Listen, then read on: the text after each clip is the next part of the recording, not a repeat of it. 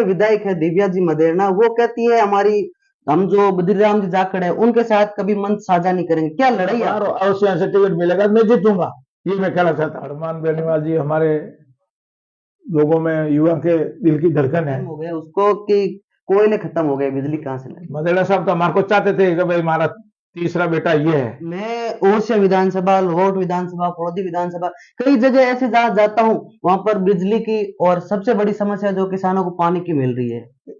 कई लोग कहते हैं मिर्ची की जगह आधी मिट्टी है, उसके बारे में क्या बैग देते हैं, उस पे अशोक गहलोत जी का फोटो है, मोबाइल देते हैं उसके साथ अशोक गहलोत जी का फोटो है। क्या ये चुनाव प्रचार कर रहे हैं? चुनाव लड़के देख तो सही क्या स्थिति होती है। 8 विधानसभा आती है एक साथ। मैं कहना चाहता हूँ ज्योति जी इसके ऊपर विचार करें और छोड़ के वापस कांग्रेस में आए। आप इस फूल में क्यों उसको बिल्कुल फंड नहीं दिया, तो वो तो छोड़ के चला गया। लीला हमारे को लग रहा ज्योति गई तो ये दिव्या भी तो बोलती है, आज बोलती नहीं, ये भी जा सकती है, कोई भरोसा नहीं। नमस्कार साथियों, मैं हूं बोमराज त्रिपाठी, आप देख रहे हैं भारत सनसनी। साथियों, इस वक्त मैं हूं जोधपुर में, हमारे साथ है बद्रीराम जी जाखड़, पूर्व सांसद। इनसे हम बात करेंगे विधानसभा चुनाव को लेकर। बाबा जी, सबसे पहले तो आपका भारत सनसनी में स्वागत है। भारत सनसनी को मैं बहुत बहुत धन्यवाद देना चाहता हूँ और बधाई देना चाहता हूँ। लोग, आप लोग आकर लोगों को एक प्रचार करने के लिए यहाँ पर आए, इसलिए मैं राम राम से। बाबा जी, सबसे पहले तो हमें ये बताइए कि आपकी राजनीतिक एंट्री किस प्रकार हुई? राजनीति एंट्री तो इस प्रकार से कि हमारे भाई साहब ने वार्ड पंच में खड़ा हुआ था और वार्ड पंच में हमारे भाई साहब हार गए, तो हमारे पिताजी ने कहा कि हमारा बेटा ही कभी वार्ड पंच सरपंच बनेगा। तो उस दिन से हमने तय कर दिया कि अपने को कुछ करके दिखाना है, और मैं हमारे पिताजी को बता दिया, करके दिखा दिया। मैंने जिला परिषद का चुनाव लड़ा, मैं 1300 वोटों जीता था। भेर जी के सामने, परशुराम मदेना के सामने चुनाव लड़ते थे भेर जी हीरा देसर, और वो 400-500 वोटों से हारते थे, और मैंने 1300 वोटों जिला परिषद में जीता था। जहां परशुराम मदेना का एरिया था, वो परशुराम मदेना वहां से हारते थे और मैं जीता था, ये मैं कहना चाहता हूँ। और उससे मैंने शुरुआत की, तो जिला परिषद में चुनाव लड़ा। उसके बाद में मैंने प्रधान का चुनाव लड़ा, तो प्रधान चुनाव में मैं जीत गया और अशोक गहलोत ने हमारे को टिकट दिया। उस समय में महिपाल जी हमारे को टिकट दिलाना, मैं नहीं। मदेना साहब तो बैठ गए। मदेना साहब तो हमारे को चाहते थे कि भाई हमारा तीसरा बेटा ये है। मदेना साहब चाहते थे कि तीसरा बेटा बद्री जी जाखड़ है, ये चाहते थे। मदेना साहब तो बोला नहीं। मदेना साहब ने लीला मदेना और महिपाल मदेना ने दबा दिया। क्यों? मैंने उसको प्रमुख बनाया है। उसके बाद में इन लोगों का सोच है, लीला का सोच है कि इसको क्यों धकेला रहे हो, ये हमारा नुकसान करेगा। लीला जी को पूछो, भाई तुम्हारे को क्या नुकसान करूंगा, क्या महिपाल जी को करूंगा? मैं तो लोकसभा का चुनाव लड़ता हूँ, एमएलए का चुनाव लड़ती है। तो एक बार लोकसभा का चुनाव लड़कर देख तो सही क्या स्थिति होती है। 8 विधानसभा आती है एक साथ में, और रोज 500 किलोमीटर 300 किलोमीटर का सफर करना पड़ता है लोगों को मिलने के लिए। कभी तो गमी हो गई, कभी ब्याह हो गया, कभी हत्या हो गई, कभी कुछ भी हो गया। कभी कह रहे साहब यहाँ हमारा प्रोग्राम मान नहीं रहे, एसडीएम थानेदार नहीं मान रहे, वहां जाके बात करते हैं, एसडीएम से विकास की बात करते हैं, बीडीओ से विकास की बात करते हैं। तो ये लंबा चौड़ा एरिया चल रहा है। आपके जो उनसे विधायक है दिव्या जी मदेरणा, वो कहती है हमारी हम जो बद्रीराम जी जाखड़ है उनके साथ कभी मंच साझा नहीं करेंगे। क्या लड़ाई है आपकी? ये बहुत बड़ी बात है। वाकई में उसने सोच सही कहा कि इसकी माता जी ने पहले कह दिया था कि इसको आगे मत लाओ, आगे लाएंगे तो ये अपने को नुकसान करेगा। मैं पूछ रहा हूं दिव्या को, मैं क्या नुकसान करूंगा? मैं तो हमेशा लोकसभा का टिकट मांग रहे थे, लोकसभा में मैं चुनाव लड़े थे। आपने लोकसभा का विरोध किया, आपने लोकसभा का हमारा 2004 में विरोध किया, 2018 में विरोध किया, 13 में विरोध किया बेटे का।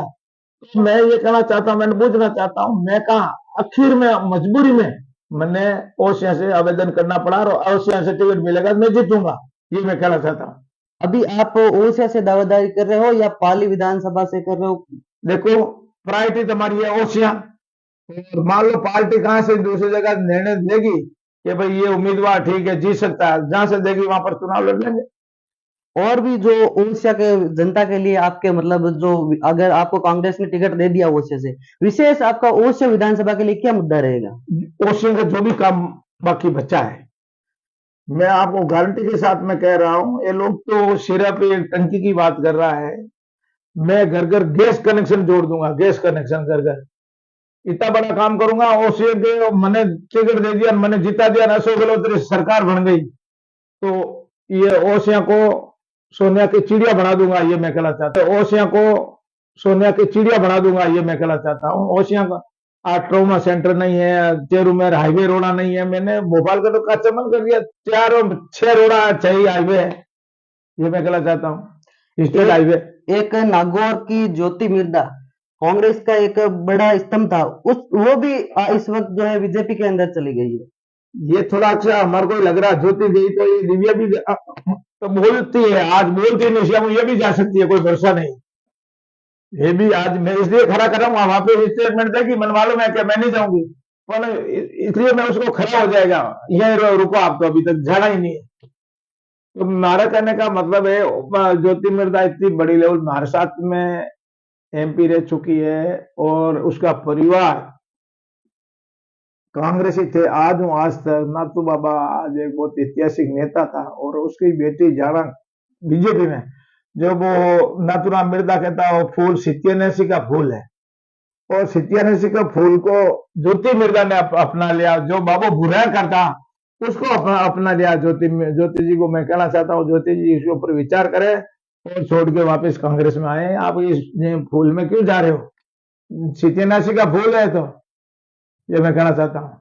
जो नारायणबेड़ा चला गया, नारायणबेड़ा को लाने का काम हमने किया, नारायणबेड़ा नुकसान हमारे को किया, लीला मदेड़ा को प्रमुख बनाने में उसका हाथ, और उसको छोड़ के दिया लीला, उसने मैं तो नहीं दिया, उस लीला ने उसको बिल्कुल फंड नहीं दिया, तो वो तो छोड़ के चला गया, लीला की वजह दुखी होकर चला गया।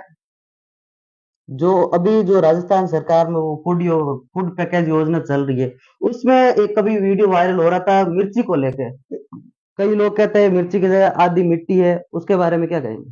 देखो मैं बताना चाहता हूँ, ये हमारी सरकार ने मंथन नहीं किया, शिकायत भी चली गई, सरकार ने निर्णय कर दिया, जांच हो रही है, जो भी दोषी पाया गया तो उसको सजा होगी, इसमें मैं ये कहना चाहता हूँ। अशोक गहलोत सजा कराएगा, इसमें कोई दो राय नहीं। पर यार अशोक गहलोत ये सरकार की क्या गलती है, गलती तो अफसर की हो सकती है या हम काम करने वाला की हो सकती है, अशोक गहलोत की क्या गलती है? अशोक गहलोत ने तो फूड पैकेट दिया है, पैसा दिया है, बीच में कोई बदमाशी कर लेते हैं, पहली बात तो है ही नहीं। और ये लोग झूठा कोई जानबूझ के बीजेपी वाला ने कोई भेड़ भेड़ा के कोई कर दिया होगा, कोई पुरानी मिर्ची पीस के उसमें डाल दी होगी साथ में, तो ये तो बीजेपी वाला का काम है खोटा काम करने का। आज देखिए ये सेठ लोग जो जुड़े हुए सभी, व्यापारी जुड़े हुए सभी, ये सब काम है जी का 19-20 करता रहता है। नहीं, कई लोग ऐसे भी कहते हैं कि जो फूड पैकेट देते हैं उसके साथ बैग देते हैं, उस पे अशोक गहलोत जी का फोटो है, मोबाइल देते हैं उसके साथ अशोक गहलोत जी का फोटो है, क्या ये चुनाव प्रचार कर रहे हैं? देखो मैं बताना चाहता हूँ, जो वसुंधरा थी उस समय वसुंधरा जी का फोटो लग रहा था कोई काम के लिए, और अशोक गहलोत विकास करा रहा है तो इसका फोटो क्यों नहीं लगेगा? मैं तो कह रहा हूँ फोटो एक तरफ नहीं, चेरू में फोटो लगना चाहिए अशोक गहलोत का, और पूरा राजस्थान में छाई जाना चाहिए अशोक गहलोत का फोटो, इतना लगना चाहिए। इतना अच्छा काम हो रहा है, जबरदस्त काम हो रहा है, इसलिए अशोक गहलोत का फोटो लगाना भाजपा में कोई गलत नहीं है। अशोक गहलोत ने योजना दी है क्या लोगों को? जो अभी भारतीय जनता पार्टी की जो जन संकल्प यात्रा चल रही है, इनसे कांग्रेस को क्या फर्क पड़ेगा, क्या असर पड़ेगा? ये भारतीय जनता पार्टी की संकल्प यात्रा फेल है। मैंने हमारा जन्मदिन मनाया था बाली में, जन्मदिन उससे ज्यादा हमारे पास में भीड़ थी, आप पता कर लीजिए हमारे जन्मदिन के ऊपर। मैं तो संकल्प यात्रा घूमे हमारे पास में, पहले तो एक मैदान में प्रोग्राम किया था कि हम 20,000 आदमी लगे, तो मैदान में लगा के आदमी शामिल नहीं होगा, पर छोटे की जगह पे प्रोग्राम किया था। आप तो फेलियर है बीजेपी राजस्थान से तो बोल दो आप, मैं ये कहना चाहता हूँ, और अब के तो मोदी भी जाएगा। हनुमान बेनीवाल की राष्ट्रीय लोकतांत्रिक पार्टी है, इस बार वो कहते हैं सभी सीटों पे उनके जो उम्मीदवार उतारेंगे, उनसे कांग्रेस को कुछ फर्क पड़ेगा? देखो मैं आपको बताना चाहता हूँ, उसकी पार्टी है हनुमान बेनीवाल जी की। हनुमान बेनीवाल जी हमारे लोगों में, युवा के दिल की धड़कन है, ये भी मैं कहना चाहता हूँ। हनुमान जी को मैं सुझाव देना चाहता हूँ, हनुमान जी एकला पार होंगे नहीं, आप कांग्रेस से जुड़े, कांग्रेस का साथ दें, कांग्रेस मिलकर लड़े तो आपकी सीटें भी आएगी और हमारे कांग्रेस को मदद मिलेगी, ये मैं कहना चाहता हूँ।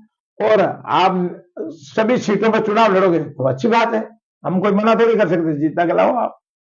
अभी जो राजस्थान सरकार ने ये जो कॉलेज के चुनाव है वो उसको रोक लगा दी, उस पर उसको लेकर भी हनुमान जी बेनीवाल जयपुर में एक प्रदर्शन किया था और रोक लगाई थी, आखिर क्या कारण है इसका? देखो मैं आपको बताना चाहता हूँ, और वो तो कोई कारण हो सकते हैं, सभी वीसी गए थे सभी, ये कह रहे सब आगे इलेक्शन आ गया और हम संभाल नहीं पाएंगे। तो वीसिया ने सुझाव दिया, सरकार ने थोड़ी इसकी किया भाई, वीसी लोगों ने, ये वीसी लोग भारत सरकार के अंडर में है, राजस्थान सरकार का इसमें रोल है। तो राजस्थान सरकार ने तो नहीं कहा है कि चुनाव आगे कराने के लिए, वीसीओ ने मीटिंग, तो वीसीओ ने तय किया कि यार चुनाव आगे होना चाहिए, अभी चुनाव के इलेक्शन के बाद में होना चाहिए, ये मैं कहना। राजस्थान सरकार इस वक्त किस प्रकार प्रदर्शन कर रही है लोक विधानसभा चुनाव को लेकर? विधानसभा चुनाव का प्रदर्शन करने के विकास का है, हमारे पास में दूसरा कोई मुद्दा ही नहीं है, सिर्फ एक ही मुद्दा है, विकास। अशोक गहलोत विकास करवाया, अशोक गहलोत की वाह हो रही है, भले यार नौकरियां ने बोझ लो, महिला ने बोझ लो, महिला तो तालियां पीट रही है, जबरदस्त खुशियां मना रही है कि अशोक गहलोत ने मोबाइल दे दिया, घरवाला ने फोन कराया, अरे कहीं सब्जी लेना हो, कहीं फलाना लेना हो, तो बहुत खुश है, जबरदस्त खुश है।